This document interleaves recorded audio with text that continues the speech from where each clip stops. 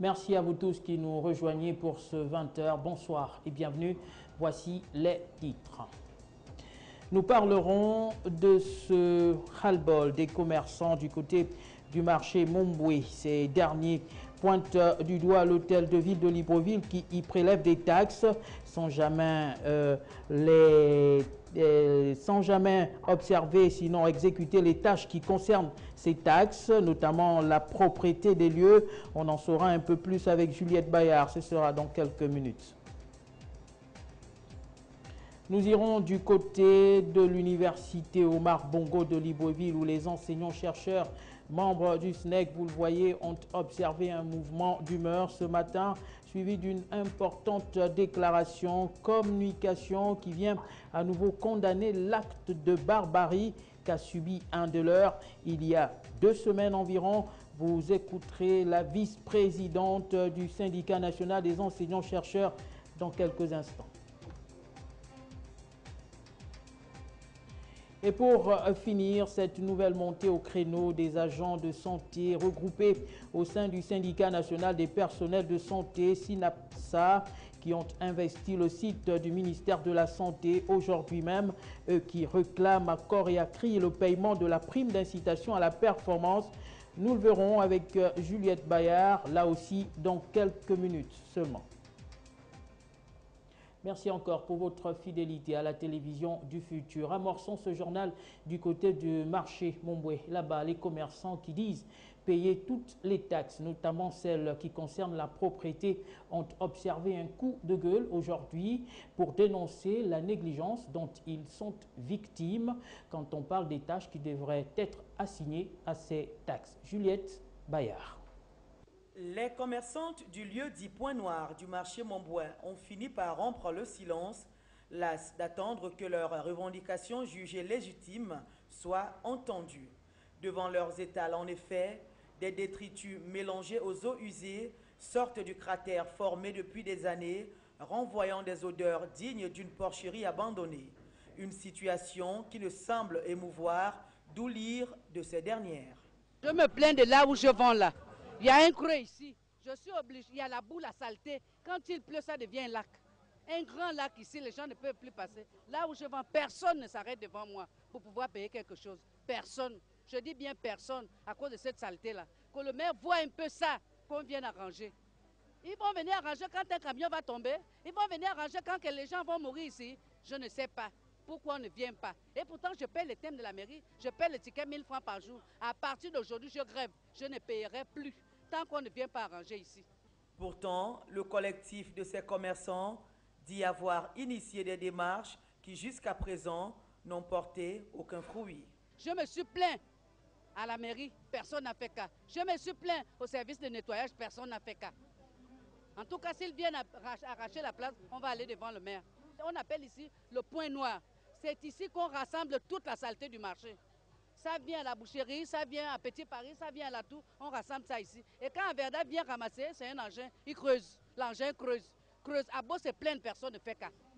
Des conditions de travail qui ne sauraient participer à l'épanouissement de ces commerçantes qui menacent de ne plus payer les taxes relatives au nettoyage. Et aux abords justement de ces commerces, on observe cette autre situation à l'heure où le Gabon traverse une crise assez profonde. Les femmes qui s'agglutinent là où on vend les vêtements et sous-vêtements du matin au soir, elles sont là nombreuses, contrairement au lieu où on vend les produits alimentaires. Est-ce à dire que ces vêtements et sous-vêtements coûtent moins cher que les produits alimentaires à l'heure où beaucoup se plaignent de cette crise? Juliette Bayard. La junte féminine aurait-elle signé un contrat inviolable avec le vêtement et ses accessoires? Une question qui pourrait arracher un sourire, mais dont la profondeur n'est plus à démontrer. Au marché Mombwe, comme dans d'autres espaces commerciaux, la crise économique et monétaire qui frappe le Gabon est loin d'empêcher ces coquettes dames de s'arrêter devant des tenues sur mannequins, accrochées sur des cintres ou plus souvent amassées sur une bâche. Mais qu'est-ce qui peut expliquer cette situation?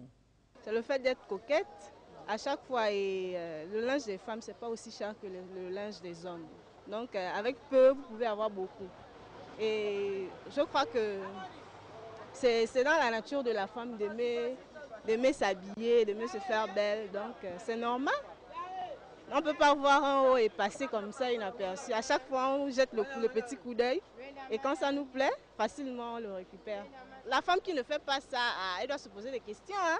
Je suis venue acheter autre chose, mais il y a des choses, des enfants qui m'ont intéressée, donc je m'arrête pour prendre 2 pantalons ou 3 pantalons pour mes enfants.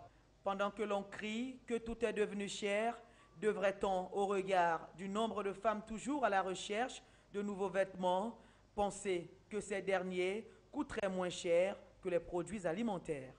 Avec les vêtements, on essaie aussi de discuter. On peut te donner un prix que tu peux débattre. La nourriture, les prix sont aussi abordables de temps en temps. On ne peut pas discuter dehors comme à l'intérieur. Le linge coûte plus cher que la nourriture. Non, je ne pense pas. Le linge ne coûte pas plus cher que la nourriture. Mais ça dépend de chaque femme.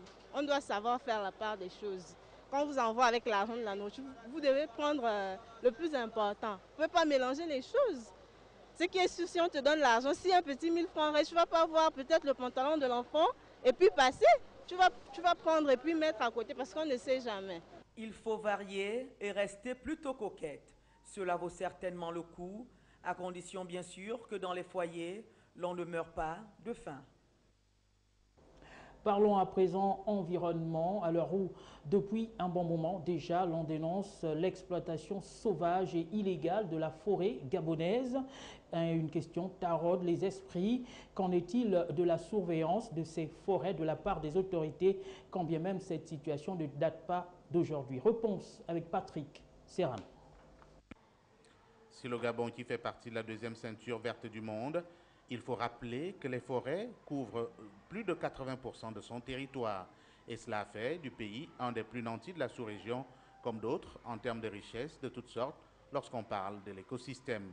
Depuis les indépendances, l'exploitation de ces forêts est à la base de toute forme d'épanouissement économique, mais des décennies sont passées et au lendemain du deuxième sommet de la Terre tenu en Afrique du Sud en 2002, les dirigeants du monde, conscients de la menace de la dégradation des écosystèmes, ont entrepris de mettre sur pied des politiques de conservation des forêts de tout genre. Et le Gabon, en Afrique centrale, était en pole position avec la mesure jugée courageuse et visionnaire de feu Omar Bongo Ondimba, qui a consenti à céder 10% du territoire national pour la création des parcs nationaux. Mais ces politiques, et même avec des rencontres à travers le monde, le secteur forestier suscite toujours la convoitise des opérateurs parfois sans foi ni loi, qui foulent aux pieds des textes régulant cette activité.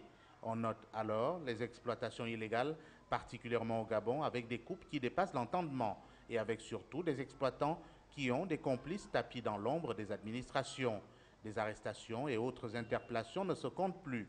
Le massacre des forêts, lui, se fait plus incisif et plus dangereux, et comme si de rien n'était, il faut tout simplement passer sans rien voir.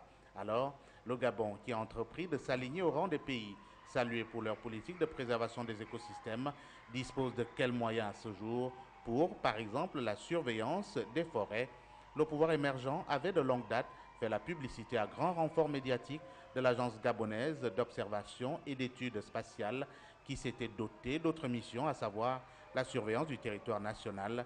Les forêts étaient-elles inscrites dans cette initiative pour que finalement toutes les données soient disponibles? Si évidemment les Gabonais ne sont pas informés de l'activité de la dite agence, il est presque sûr que la surveillance des forêts pourrait ne pas intéresser le pouvoir, mais il faut bien que cela cadre avec les lois et conventions signées. Ainsi, ce serait plus logique. Parlons à présent de la question des nuisances sonores. Il est certain que vous, au quotidien, vous les subissez sur les espaces publics, quand bien même une loi prévoit des amendes.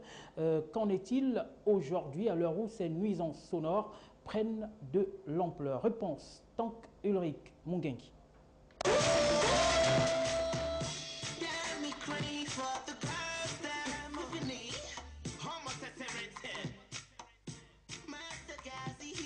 Le phénomène des nuisances sonores dans la capitale gabonaise, une difficulté que peinent à réglementer les autorités gabonaises, que l'on soit au voisinage des débits de boissons, de certains lieux de culte, notamment les églises dites de réveil, ou encore entre riverains, la quiétude de voisins est le cadet des soucis. Et c'était vraiment ça, personne ne dort. Comme ce sont des voisins, on ne peut pas. Il y a d'autres qui comprennent, mais il y a d'autres qui ne comprennent pas, surtout la jeunesse. Parce que quand il met sa musique, il est à l'intérieur, il se boucle. Quand tu cognes pour lui, il écoute encore. Tu peux cogner, que frère, tu nous perturbes. Pour lui, il met ça à fond. Pour ces citoyens qui ne savent plus à quel sein se vouer, l'exemple des pays de l'Hexagone devrait faire école au Gabon. En Europe, c'est tellement différent. Et c'est mauvais aussi. Parce que quand tu perturbes les voisins, tu vois, c'est pas bon, ça fait mauvais usage. Tu vois, on donne aussi des amendes sur ça. Donc comme je suis ici, nous sommes des Africains, et il y a des Africains qui n'acceptent pas, qui ne respectent pas les voisins. Il y a d'autres qui font ce qu'ils veulent, ils mettent sa musique comme ils veulent. Le respect des gens. Quand tu respectes les gens, donc tu ne dois pas faire quelque chose. Si au début du premier magistère du chef de l'État, des mesures visant à réduire les nuisances sonores dans les débits de boissons avaient été prises, qui, à y regarder aujourd'hui, ont été un coup d'épée dans l'eau, il reste que de nombreuses populations, faute d'informations, ignorent la loi en la matière.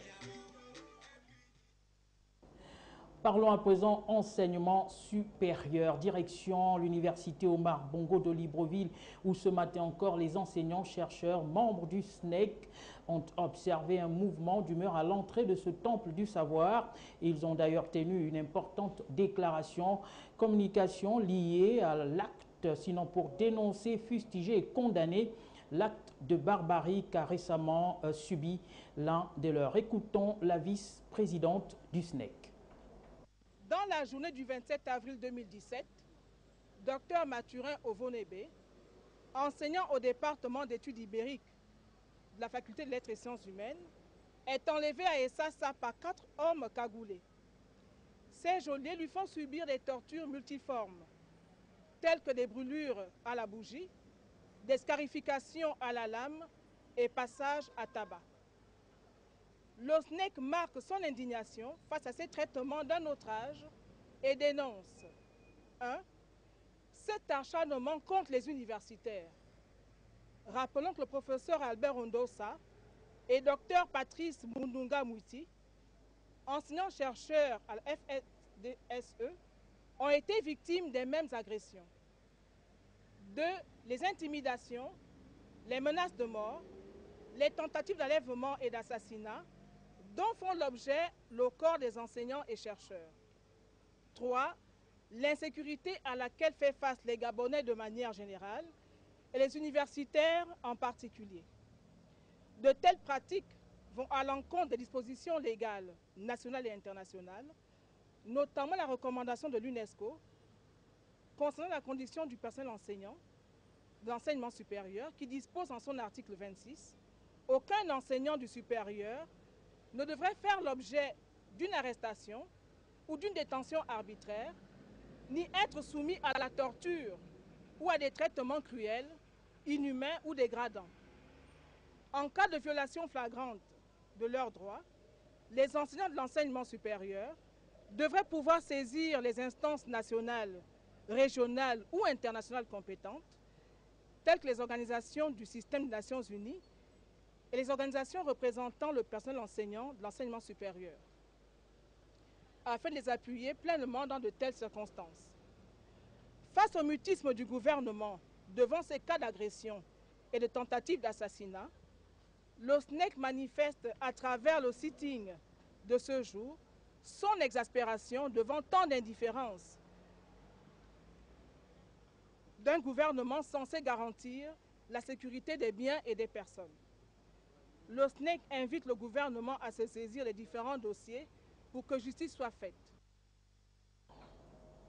Voilà, les enseignants-chercheurs qui observent les journées de colère depuis lundi face à cette situation. Rentrons à présent de plein pied dans la page dossier. C'est d'abord avec la célébration de la journée de l'Europe célébrée hier mardi 9 mai 2017 à la résidence du représentant résident de cette institution au Gabon qui a reçu du beau monde à l'occasion de cette célébration.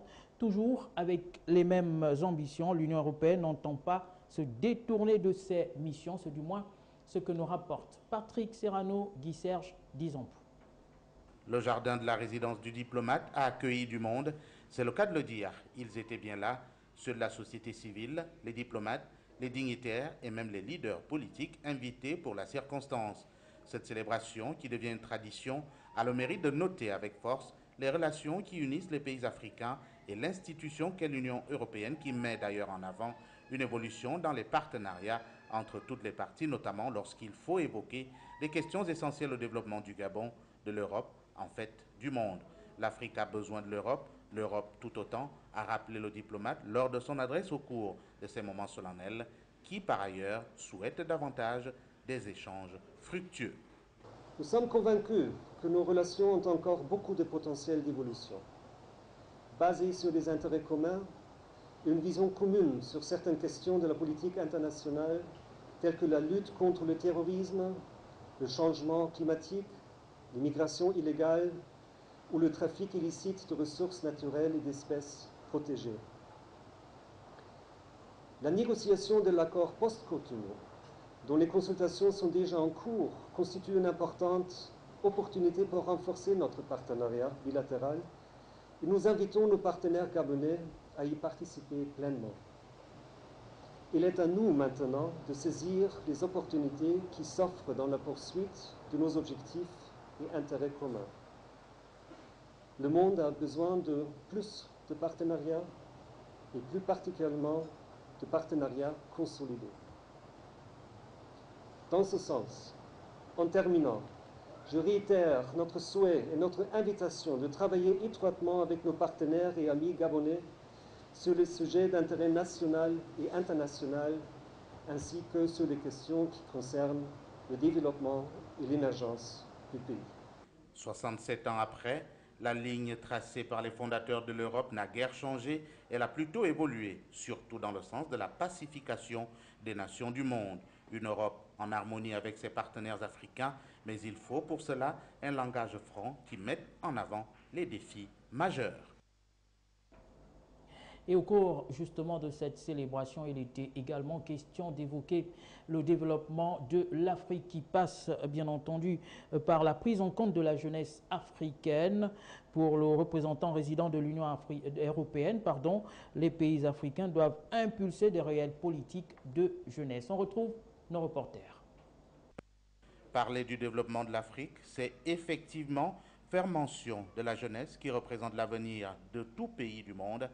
En Afrique, si le problème se pose avec insistance, notamment une jeunesse qui se cherche et éprouve du mal à se former ou à s'épanouir, on peut trouver les origines de cette situation dans les politiques de gouvernance des États africains.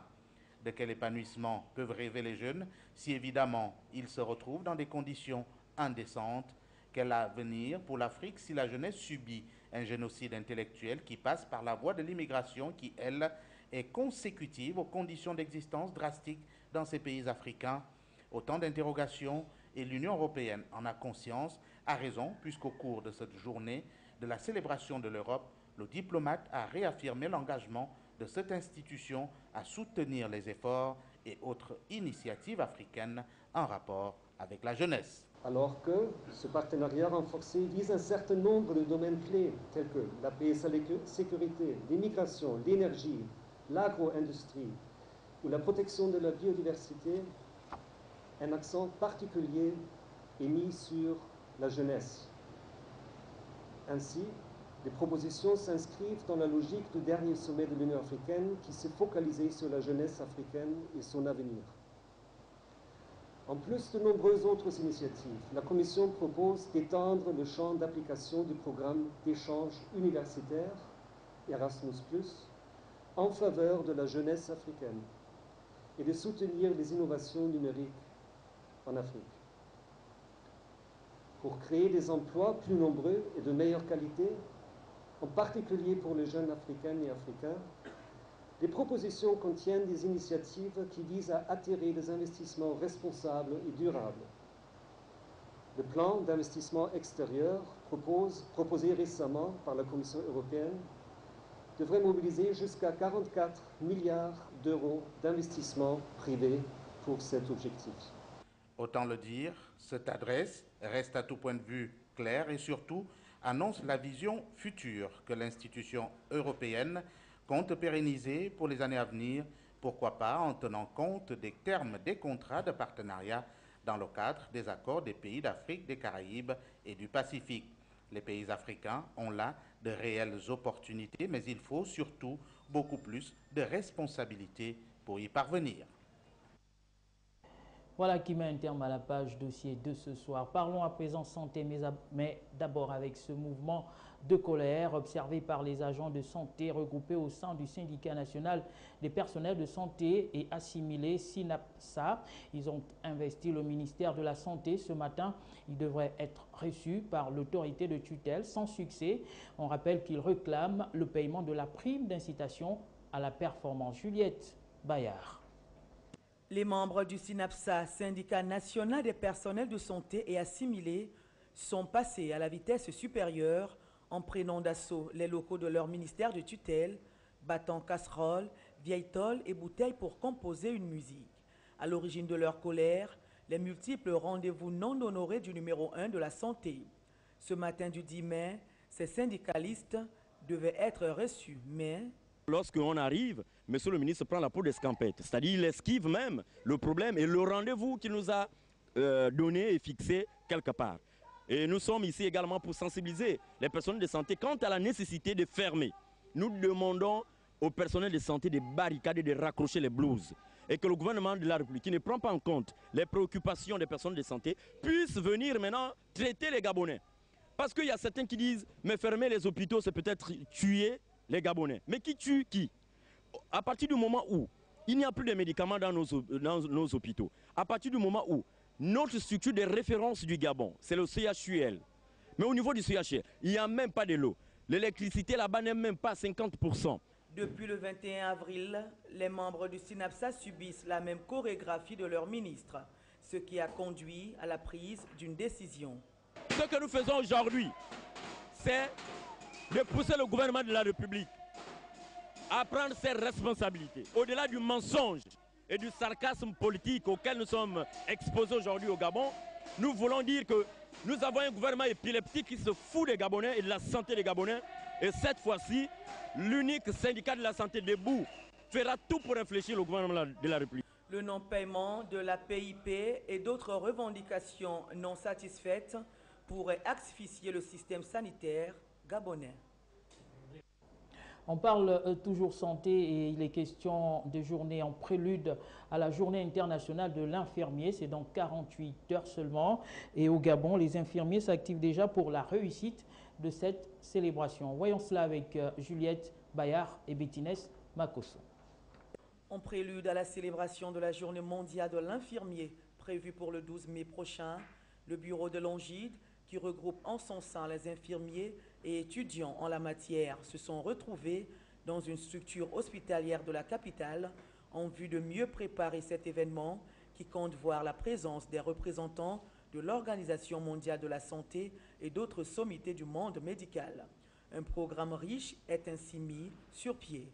Nous aurons donc des présentations, des communications scientifiques, c'est-à-dire ce sont des travaux élaborés par des infirmiers de tout le Gabon, parce qu'on a des infirmiers qui reviennent de l'intérieur, dans toutes les provinces, qui ont élaboré des communications par rapport au vécu de tous les jours dans les unités hospitalières. Ils vont présenter ces communications demain, ces travaux de recherche. On va les présenter durant 2 jours. Et au sortir de ces travaux de recherche, au sortir de ces présentations, nous aurons des recommandations que nous allons déposer à la tutelle, c'est-à-dire au ministère de la Santé, pour notre participation à la continuité ou bien à la survie du système de santé de notre pays, pour l'améliorer. Pourtant, le collectif de ces commerçants dit avoir initié des démarches qui, jusqu'à présent, n'ont porté aucun fruit. Toutes les fautes étaient de la responsabilité de l'infirmier. On a défini des objectifs, dont l'amélioration de la qualité des soins infirmiers dans nos structures. Et depuis lors, nous essayons, pendant ces occasions, puisque nous n'avons pas d'autres, cette tribune, d'essayer de voir, c'est vraiment un rendez-vous d'échange, un rendez-vous de donner et du recevoir. Qu'est-ce qui ne va pas, qu'est-ce qui marche et qu'est-ce qu'on peut faire. Donc ces journées sont pour nous des journées cruciales où nous allons débattre des problèmes qui sévissent dans les hôpitaux, des problèmes d'accueil, des problèmes de formation, des problèmes de pratique, parce qu'on en rencontre énormément, des problèmes de pratique, comme vous venez de le dire, des problèmes d'accueil. Il faut que les infirmiers, dans leur formation, il y a la déontologie professionnelle. Au Gabon, ces festivités dureront 2 jours au lieu d'un seul, comme dans le reste du monde. En attendant, on parle de la fièvre typhoïde qui, dans son origine et son traitement, constitue une véritable préoccupation. Et dans le reportage qui va suivre, il est question de s'intéresser à l'origine de cette maladie et à la manifestation de cette maladie qui, il faut le dire, tue sans retenue. Juliette Bayard. Maladie des mains sales, maladie sournoise, la fièvre typhoïde est plus redoutable qu'elle ne paraît à l'égard du nombre de décès qu'elle occasionne chaque année. Sur 22 millions de cas enregistrés, 200 000 personnes meurent de cette maladie, selon les chiffres de l'année 2017 publiés par l'OMS. La question aujourd'hui est de savoir comment détecter cette maladie. La typhoïde, l'idéal, comme toutes les bactéries, c'est qu'on puisse mettre en évidence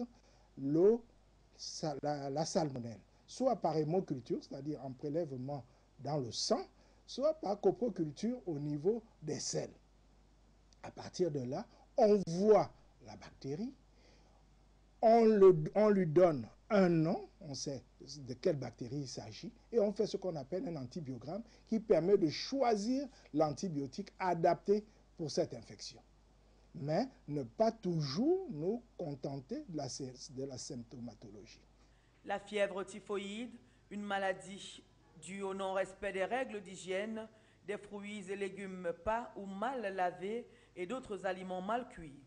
Dans ces manifestations, peut-elle être confondue au paludisme? En matière de fièvre, la courbe de la fièvre de la typhoïde est une fièvre dite en plateau. C'est-à-dire que c'est une fièvre, quand elle monte, elle reste élevée tout le temps.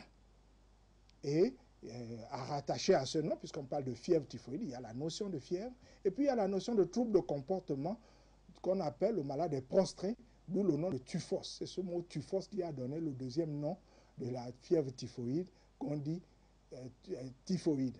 C'est parce que ça vient de typhos. Alors que vous avez remarqué que la fièvre du paludisme est une fièvre qui va monter, et puis la journée vous êtes bien, et puis le soir, la fièvre remonte. Ainsi de suite. Parfois, il y a des formes de type de palu où la fièvre peut même être absente 1 ou 2 jours avant de remonter à nouveau. La typhoïde a un traitement, ce sont des antibiotiques. Ça va marcher, mais à condition que ce qu'on soigne soit vraiment la typhoïde. Selon l'Organisation mondiale de la santé, la typhoïde tue beaucoup plus les enfants de moins de 5 ans, des décès pourtant qui peuvent être évités. Voilà la fièvre typhoïde qui est en rapport avec l'hygiène de main qui n'est plus respectée depuis un bon moment, au point que certaines maladies dites des mains sales comme la fièvre typhoïde trouvent leur nid à cette occasion. Regardez. La fièvre typhoïde continue de sévir dans bon nombre de pays africains du fait du manque d'eau potable, entre autres, et puis il n'est pas rare de voir des produits de consommation directe exposés aux intempéries et donc à la merci des bactéries et microbes de toute nature, et même des fruits immédiatement consommés juste après l'achat, sans aucune autre forme de procédure, comportement par lequel les portes de la typhoïde sont ouvertes, ce qui suscite la question de savoir comment peut-on contracter la fièvre typhoïde. Ah non, je n'ai aucune idée. Aucune idée, hein? Je ne connais pas qu'est-ce qu'ils ont parce que la saleté qui est en mon boîte là, parce que nous aussi on vit dans la bouillabaisse, parce que la saleté qui est là, regarde les enfants, tout le monde est là. Regarde, si vous partez chez moi là-bas, au conteneur là, mon Dieu, la poubelle, vraiment. Bon, je ne sais pas si c'est à cause de ça, parce que les moustiques qui viennent nous piquer là, hein, c'est à cause de la saleté, que ça nous donne la fièvre photéide. C'est à cause de ça, c'est à cause de la saleté qui est au Gabon là. Et si l'on faisait le rapport entre les règles élémentaires d'hygiène, que faire avant de manger? On doit se laver les mains avant de manger, sinon nous avons les microbes sur les mains. Et puis si nous allons manger sans se laver les mains, il peut arriver qu'on aura des bactéries sur le corps, des problèmes de maladie. On nous vend la nourriture à main au sol. Il faut d'abord laver les mains parce qu'on transpire beaucoup dans les mains, les doigts, il faut les laver avant de manger. Les enfants, avant d'y manger, ils lavent de l'eau, surtout devant les classes, on pose des seaux d'eau, on met là-bas quelques gouttes d'eau de javel, hein, avec le savon à côté. Ils se lavent après la récréation, avant de sortir. Parce qu'après avoir sorti, ils vont aller justement cesser de quoi à manger. Petit geste que de se laver les mains avant tout repas, mais par lui seul, la typhoïde peut ne pas vous visiter. Voilà pour la page santé de ce soir. Et on a toujours cette pensée à l'endroit de ses compatriotes toujours incarcérés. D'abord, Bertrand Zibi Abégué, 253 jours que cet ancien député du PDG a été arrêté par les éléments de la direction de recherche le 31 août 2016 au quartier général des Charbonnages. Il est actuellement en détention et de manière arbitraire à la prison centrale de Libreville. Et dans la même situation que lui, un autre compatriote, Landry Amyong, Washington. Toujours dans cette même situation et pour finir cette liste de prisonniers incarcérés de manière arbitraire, on parle de Alain Ndjali, 26 jours. Que Alain Ndjali, aide de camp de Jean-Ping, a été arrêté le 13 avril 2017, non loin de son domicile, par des agents de la Direction générale des recherches. Il est actuellement incarcéré, lui aussi, arbitrairement, à la prison centrale de Libreville. À présent, l'actualité hors de nos frontières. D'abord, du côté de la Tunisie. En bref et en images, élections, sécurité, économie. Le président de la République, Béji Caïd Essebsi, s'est exprimé aujourd'hui même sur la situation générale du pays. Une intervention très attendue qui a finalement déçu un grand nombre, notamment sur les réseaux sociaux. Son discours, dont la teneur avait été gardée secrète et faisait donc l'objet de nombreuses spéculations, s'est tenu à 11h, heure locale, au Palais des Congrès, en présence du chef du gouvernement et de ses ministres, de journalistes, de députés et de personnalités tunisiennes. Cette allocution présidentielle intervient alors que la grogne sociale enfle dans le pays, notamment à Tataouine, à quelques jours d'un remaniement ministériel et au lendemain de la démission surprise du président de l'instance électorale, Shafik Sarsar, présent au Palais des Congrès, et de deux autres de ses membres. Des tensions et une situation que Béji Caïd Essebsi a passé en revue, appelant à résoudre les problèmes par le dialogue et le consensus et à avancer ensemble, main dans la main. Allons à présent du côté de la République démocratique du Congo. Annoncé pour le vendredi 12 mai, le rapatriement depuis Bruxelles de la dépouille de l'opposant historique Étienne Tshisekedi a de nouveau été reporté. Une décision de son parti, l'UDPS, rendue publique hier, mardi, après le regain de tension entre ses militants et les forces de l'ordre. Pour ce énième report, aucune date n'a été avancée. Dans son communiqué, Jean-Marc Kabound, secrétaire général de l'Union pour la démocratie et le progrès social, s'est contenté hier mardi de dénoncer une nouvelle cabale montée par le pouvoir de Joseph Kabila qui tente par tous les moyens d'empêcher l'arrivée à Kinshasa de la dépouille mortelle du président Étienne Tshisekedi et son enterrement digne de son rang à la permanence du parti. Allusion faite à l'incendie le même jour d'un camion des éléments de la police en faction devant le siège de l'UDPS à Limete, dans l'est de la capitale de la RDC. On reste du côté de l'étranger, cette fois-ci, on sort du continent. La diaspora gabonaise vivant en Europe s'est rendue, s'est déportée, allais-je dire, du côté de Genève, observer un sit-in au siège de l'ONU. Nous sommes là du côté de Moscou. Écoutons l'extrait d'une intervention. Ce sont des repères de brigands. Ça ne marche pas avec les Gabonais, ça ne marche plus. Ça ne marche plus. Nous avons pesé dans l'élection française. Sarkozy est tombé, Valls est tombé. Croyez-moi, l'ONU est devant ses responsabilités. Donc, l'ONU, mieux pour vous, c'est d'appuyer l'Union européenne. Appuyer l'Union européenne. Comment? Nous vous demandons d'ouvrir une enquête internationale contre les crimes qui ont été perpétrés après l'élection au Gabon. Aujourd'hui, il y a plus de 210.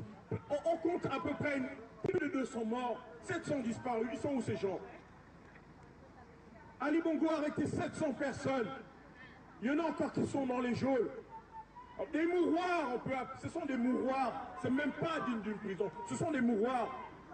Tous ceux qui ont embrassé la cause de la liberté du Gabon sont soit emprisonnés, soit morts. Donc l'ONU ne peut pas se taire. Si cette institution internationale a du sens, elle ne peut pas se taire. La voix du peuple ne peut pas simplement être la dénonciation, l'arrestation et l'assassinat. L'ONU est censée être la voix des opprimés. Aujourd'hui, les nations parlent contre Bachar al-Assad. On a su prendre des résolutions contre Kadhafi. Nous attendons de l'ONU des résolutions contre Ali Bongo. Il a tué des Gabonais. L'ONU est face à sa responsabilité. On vous le dit clairement, si vous faillissez, l'ONU n'aura plus lieu d'être au Gabon lorsque Ali Bongo tombera. Car voyez-vous, les Gabonais, il y a une chose qui nous unit, c'est que nous faisons preuve de clairvoyance. On ne peut pas tolérer des vauriens à col blanc, des gens parce qu'ils ont un blason, une étiquette ONU, et des coquilles vides. On ne peut pas tolérer des coquilles vides. Nous voulons des gens qui soient représentatifs. Pas des gens, lorsqu'on leur remet un rapport, ils s'assoient dessus pour quelques billets. Et c'est le cas en Afrique. Je le dis, beaucoup de représentants d'ONU sont des corrompus en Afrique. On ne peut plus tolérer ça. L'ONU a le devoir de faire le ménage dans ses rangs. Vous avez un devoir de moralité envers les peuples. Vous devez choisir vos représentants. Des gens dignes. Vous devez faire des enquêtes de moralité sur vos représentants. L'ONU a un devoir de venir à un peuple en danger. C'est votre devoir. Vous êtes censé représenter le peuple. C'est votre responsabilité et votre devoir. Si vous ne le faites pas, vous êtes équivalent à une bande de brigands, je le dis. À quoi sert l'ONU si vous n'êtes pas capable de venir en aide à un peuple en danger? Car voyez-vous, le Gabon, c'est 1,7 million d'habitants. Mais aujourd'hui, si vous pouvez tuer tous les Gabonais. Voilà la diaspora qui continue de contester la réélection d'Ali Bongo et demande justice face aux exactions commises lors de la crise post-électorale. Et nous étions là du côté de la Suisse au lieu de Moscou. À Libreville, on parle à présent sport. En prélude au lancement officiel de la caravane de fitness baptisée Libreville Fitness Tour, les membres du comité d'organisation ont décliné hier mardi les modalités de participation ainsi que les objectifs visés par ce projet. C'était à la faveur d'une conférence de presse. Joël Franck Nkolo. Le ministère de la Jeunesse et des Sports, en collaboration avec l'association Yuri, organise les 27 mai, 3 juin, 10 juin et 17 juin de 8h à 13h la première édition de la caravane de fitness dénommée Libreville Fitness Tour, sous le thème « La femme au cœur du développement par le sport ». Le Libreville Fitness Tour compte rassembler pendant 4 samedis successifs, à partir du samedi 27 mai jusqu'au samedi 17 juin prochain, quelques 5000 femmes autour d'un ensemble d'exercices et activités physiques, comprenant aussi bien de la musculation, du cardio-training et du stretching, quelques activités lesquelles activités ont pour vocation d'apporter aux participantes une bonne forme physique, psychologique et mentale. Car en effet, au-delà de l'incontestable et intemporel rôle de rapprochement des peuples et du renforcement de la cohésion sociale, le sport, bien évidemment, contribue également de façon sans équivoque dans une approche non pas foncièrement de santé curative, mais à la prévention de la maladie, tout comme au bien-être physique et une amélioration des qualités de vie générale. La première étape, donc, le samedi 27 mai à partir de 8 h. Ensuite, nous irons du côté de la gare de Vendo le samedi 3 juin. Et ensuite, nous serons du côté du stade de Nzangayan le samedi 10 juin. Et on va boucler la caravane avec l'étape d'Akanda sur l'esplanade du stade d'Agonje le samedi 17 juin. Il s'agira de réunir 500 000 femmes qui, sous la houlette de coachs professionnels, auront la possibilité de participer à des séances gratuites de fitness dans 3 communes de la province de l'Estuaire, à savoir Akanda, Libreville et Ovendo. Le premier cours qui sera donné, ce seront des cours de 30 minutes. Le premier cours qui sera donné, ce sera les abdos fessiers. Les abdos fessiers consistent à muscler les cuisses, le ventre et les fesses. Ensuite, vous avez le maintien sculpte. Le maintien sculpte consiste à muscler toute la partie du haut, le dos, les bras et les épaules. Ensuite, on aura un cours de Zumba. La Zumba, c'est une danse rythmique sous des pas de salsa, merengue, cha-cha-cha qui nous vient des pays latinos. Ensuite, il y aura 30 minutes de stretching. Le stretching sert à s'étirer après chaque mouvement sportif pour ne pas avoir de courbatures ou se faire des blessures. Donc voilà en gros les cours qui seront proposés à chaque fois en 30 minutes avec une pause de 5 minutes entre chaque cours pour que les femmes puissent récupérer. Pendant les 4 samedis consécutifs, à savoir du 27 mai au 17 juin 2017 prochain, les participants à ce concept sportif de proximité seront entretenus autour de la musculation, du cardio-training et stretching, des activités ayant pour vocation d'apporter une bonne forme physique, physiologique et mentale. Les inscriptions fixées à 2500 francs CFA pour les 4 étapes débuteront le 11 mai 2017 prochain dans près d'une vingtaine de sites, notamment dans les mairies d'arrondissement des différentes communes qui accueillent l'événement. Ces frais de participation donnent droit, notez-le bien, à un kit pour chaque femme. Et nous voici arrivés à nos rubriques fenêtres ouvertes et questions du jour. Mais d'abord, la fenêtre ouverte. La bénédiction est-elle quantifiable? Vous allez le comprendre dans ce reportage signé Tank Ulrich Mungenki. Les lieux de culte, que l'on soit au Gabon ou ailleurs, sont très prisés par de nombreuses personnes en difficulté, car considérés comme des endroits par excellence où coulerait la faveur ou la bonté de Dieu. Autrement dit, la bénédiction. Toutefois, Dieu étant omniscient, la bénédiction serait-elle le résultat des offrandes ou formules faites par quelqu'un dans le but de le persuader? Pour certains, on n'achète pas la bénédiction. C'est-à-dire que les églises qui vendent la bénédiction, pour moi, ça n'a pas de sens, vous comprenez? C'est en soi, la bénédiction est en soi. C'est-à-dire qu'une fois qu'on a retrouvé le bonheur intérieur, la bénédiction vient de soi, d'elle-même. Tu ne vois pas ce que le pasteur te dit, tu es d'abord au fond de toi-même. C'est que quand tu fais, si tu connais déjà que Dieu existe, c'est ça là d'abord. La bénédiction n'est pas fonction de ce qu'on donne à l'église. La bénédiction, c'est avoir Jésus dans sa vie, tout simplement. On n'a pas besoin de beaucoup donner à l'église, déjà parce que la bénédiction ne s'achète pas. La bénédiction, c'est un don de Dieu. Un être humain doit beaucoup prier et demander à Dieu. Et à partir de ça, Dieu lui donne la bénédiction. Pour d'autres, vous pouvez recevoir la bénédiction. Par exemple, vous faites le don, comme on est ici à l'église. Les gens donnent les dons des 100 000, 150 000 pour les projets de la paroisse. Même si tu ne pries pas ici, tu peux venir donner le don. Mais quand le prêtre dit que Dieu vous rende au centuple, ça veut dire que vous allez recevoir la bénédiction. Pour d'autres encore, Jésus-Christ est bénédiction. Et celui qui est en Jésus porte la bénédiction de Dieu. Donc cherchons d'abord la face de Jésus et puis la bénédiction s'en suivra. Si on peut réduire la bénédiction à des positions importantes dans la société, à la santé et même au bonheur, cependant, ce n'est ni en priant ou en faisant des dons que l'on les acquiert, mais en trouvant la voie de Dieu. Êtes-vous de cet avis? Et la question du jour, quelle est l'unité principale de mesure de volume? Monsieur, bonjour. Bonjour. Une petite question, quelle est l'unité principale de mesure de volume? C'est le mètre cube. Volume. C'est le litre. Est-ce que moi je connais ça? Je ne connais pas, excusez-moi. Temps, s'il vous plaît. De volume, voilà, de volume. C'est le mètre cube. Le mètre cube. C'est l'unité principale de mesure de volume.